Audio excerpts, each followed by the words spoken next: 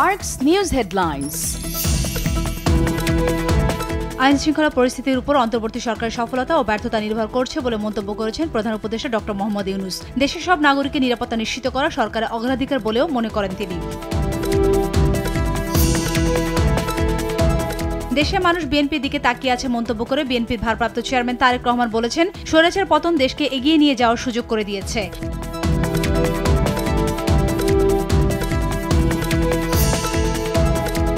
গণতন্ত্রকে প্রাতিষ্ঠানিক রূপ দিতে হলে নির্বাচনের বিকল্প নেই বলে মন্তব্য বিএনপি মহাসচিব মির্জা ফখরুলের। দেশে আবার 1-11-এর ইঙ্গিত লক্ষ্য করছেন বলে অভিযোগ করেন স্থায়ী কমিটির সদস্য ড.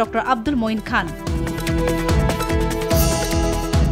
বৈষম্য বিরোধী ছাত্র আন্দোলনের সমন্বয়ক সার্জিস আলম বলেছেন, আগামী নির্বাচন সামনে রেখে কেউ ক্ষমতার অপব্যবহারের চেষ্টা করলে দেশে আরেকটি গণবিপ্লব হবে। আগামী নির্বাচন হতে হবে 53 বছরের ইতিহাসে সম্পূর্ণ নিরপেক্ষ নির্বাচন। স্বৈরতন্ত্রকে বৈধতা দেওয়ার আর কোনো বয়ান যেন দেশে তৈরি না হয় সে আহ্বান জানিয়েছেন প্রধান উপদেষ্টার প্রেস সচিব শফিকুল আলম।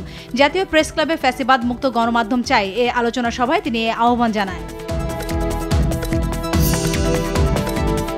আগামী 9 দিনের মধ্যে সয়াবিন তেলের সংকট নিরসন হবে এমন আশ্বাসের কথা জানিয়েছেন ভোজ্য তেল বিপণন প্রতিষ্ঠান টিকে গ্রুপের পরিচালক শফিউল তাসলিম। বললেন, 22 ফেব্রুয়ারির মধ্যে দেশে আসছে আমদানি করা তেল। ক্ষমা প্রার্থনা, বিশ্ব মুসলিমের কল্যাণ কামনা ও ঐক্যের আকুতি সম্বলিত আখেরি মোনাজাতে শেষ হল তাবলিগ জামাতের বিশ্ব ইজতেমার শেষ পর্ব। মোনাজাতে অংশ নিতে পেরে আনন্দিত মুসল্লিরা।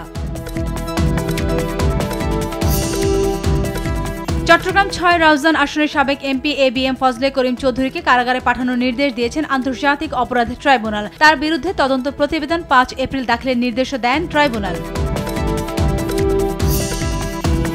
আবারও বাংলাদেশ ও ভারতসহ বিশ্বের অনেক দেশে বড় ধরনের আর্থিক সহায়তা বাতিল করল যুক্তরাষ্ট্র। এবার 29 মিলিয়ন মার্কিন ডলারের কর্মসূচি বাতিল করেছে যুক্তরাষ্ট্রের ডিপার্টমেন্ট অব গভর্নমেন্ট এফিসিয়েন্সি বা ডিওজিই।